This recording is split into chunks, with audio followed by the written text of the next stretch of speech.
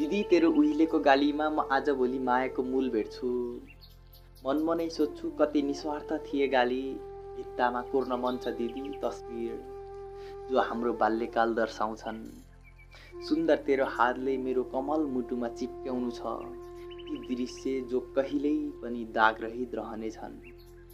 दिदी तँमा अनगिन्ती सहनशीलता छ, मलाई किन सिकाइनस्?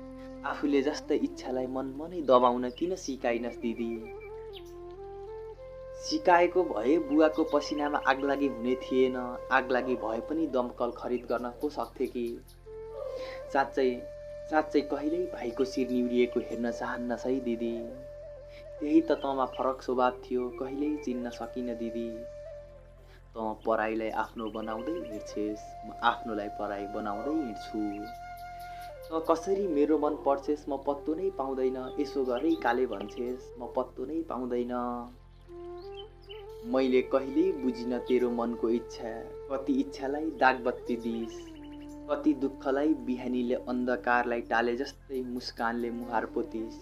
कति इच्छा मनमा सजाएकी छेस।